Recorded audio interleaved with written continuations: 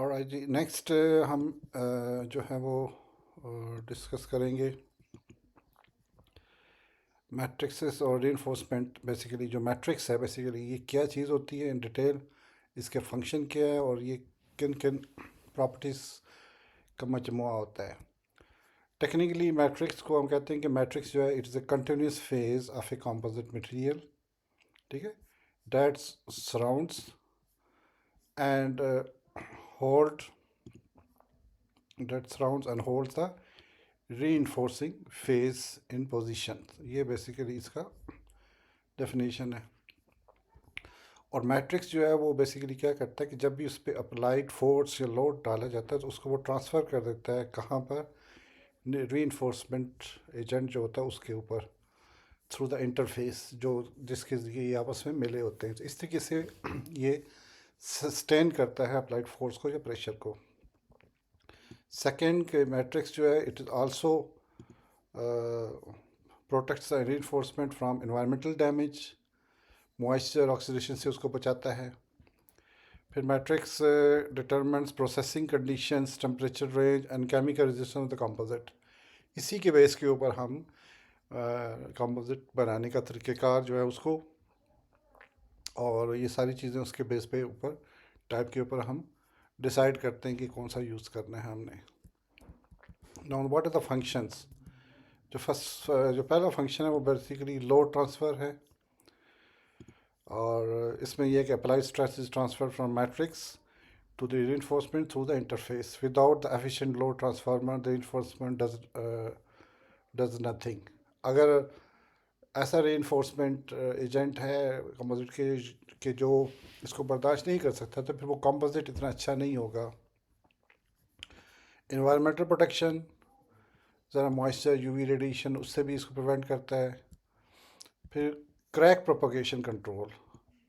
अब crack propagation control क्या है कि मैट्रिक्स कैन अरेस्ट और deflects cracks that would otherwise travel straight through the reinforcement. This is toughening role. तो इससे किसी उसको स्ट्रक्चरल स्टेबिलिटी भी देता है। अगर रीइंफोर्सिंग एजेंट उसमें डाला जाए तो बेसिकली वो उसको क्रैक होने से ये बचाता है। फिर maintaining geometry, matrix binds fibres together keeping them in correct positions. फिर determining temperature range. Service temperature और कंपोजिट यानी उसकी बनाने का जो प्रोसेस है composite mainly limited by matrix, not the fibres. अब एपॉक्सी जो मैट्रिक्स है वो ज़्यादातर 150 डिग्री तक उनका मैट्रिक्स मेल्ट कर जाता है। तो इसका मतलब है कि हम 150 डिग्री सेल्सियस से नीचे नीचे इनको ऐसी जगह पर इस्तेमाल करेंगे जहाँ पर टेम्परेचर कम है। और लेकिन जो सिरेमिक मैट्रिक्स जो हैं वो they can sustain temperature more than 1000। फिर आ जाता है जी पॉलीमर मैट्रिसेस जो है वो क्या हैं। ये सबसे ज़्यादा यूज़ होते हैं पॉलीमर मैट्रिसेस, और इनमें दोनों टाइप्स हैं। जैसे पॉलीमर्स की टाइप से थर्मोसेट्स भी हैं और थर्मोप्लास्टिक भी हैं। तो thermosets are polymer that undergo an irreversible chemical cross linking reaction when heated or when hardened is added. Once they occur they cannot be regain original shape। तो थर्मोसेट वो है कि जिनको एक दफ़ा हीट किया जाता है वो एक शेप अडॉप्ट करते हैं, फिर अगर आप दोबारा हीट करेंगे उनको कोशिश करेंगे तो वो दोबारा मेल्ट नहीं होंगे बल्कि रादर देन वो ब्रेक हो जाएंगे, बर्न कर जाएंगे, they become permanent hard. But thermoplastic जो है वो रिवर्सिबल है, they hard on heating and cooling पे वो दोबारा जो है वो हार्ड हो जाते हैं, हीटिंग में सॉफ्ट हो जाते हैं, एंड वाइस वर्सा। इस तरीके से आप इनको रिसाइकल कर सकते हैं। और जो थर्मोसेट की है उसकी एपॉक्सी रेजन वाइडली यूज होते हैं। Excellent adhesion to fibre, low shrinkage on curing. Service temperature जो इसका है वो 180 टू 120 टू 180 है। तो एरोस्पेस और फ्यूजलाग जो है CFRP विद ये ज़्यादातर जो फ्यूज़ होते हैं इलेक्ट्रिक अप्लाइंसेस के उसमें इस्तेमाल होते हैं, Boeing 787।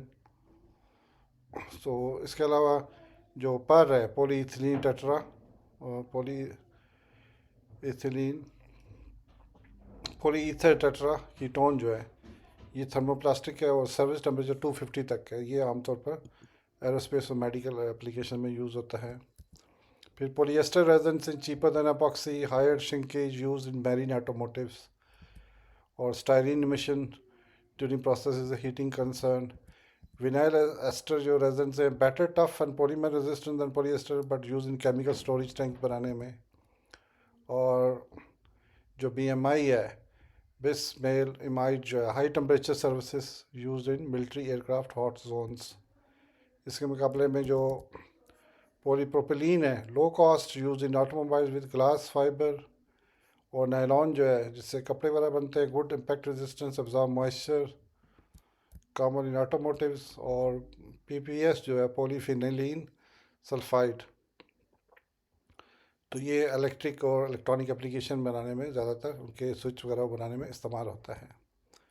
So thermosets are basically cross linked 3D इनका नेटवर्क होता है, strong which can not be remelted, irreversible, better chemical resistance, high stiffness, thermoplastic linear और ब्रांच चेन्स हैं, soften on heating, reversible and recycle इनके अंदर आ जाते हैं।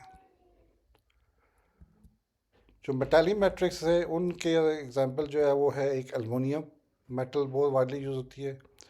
तो जब रीइंफोर्समेंट इसमें डाला जाता है तो इंक्रीज स्टिफनेस, रिड्यूस CTE और इम्प्रूव्ड वियर रेजिस्टेंस।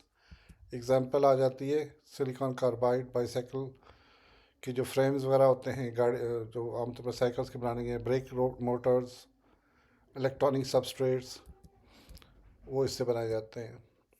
फिर टाइटेनियम में हाई स्पेसिफिक स्टिफनेस, और ये एरोस्पेस कंपाउंड यूज़ होता है। कॉपर जो है चूँकि कंडक्टिविटी इसकी होती है तो इसलिए इसको हीट सिंक के तौर पर यूज़ किया जाता है जहाँ पर हीट अब्जॉर्ब करनी हो इलेक्ट्रॉनिक पैकेजेस वगैरह में। और magnesium very low density with improve stiffness, ये भी ऑटोमोटिव इलेक्ट्रॉनिक्स में यूज़ होता है। सो मेटल मैट्रिक्स एडवांटेज और polymer composite at elevated temperature, इनका जो है टेम्परेचर वो तकरीबन 150 से 600, और उसका हमने देखा था वो तकरीबन 150। ये कुछ है स्पेसिफिक थर्मोसेट जो 250 तक जाते हैं, लेकिन वो एक दो ही हैं, और लेकिन वो ज़्यादा महंगे हैं। But these are very easy जो है वो क्या करना चाहिए, बेकिंग है और ये लो कास्ट है। इसके अलावा जो कोफिशिएंट ऑफ थर्मल एक्सपेंशन है वो भी इनका काफ़ी बेहतर होता है। And the last one ceramic matrix.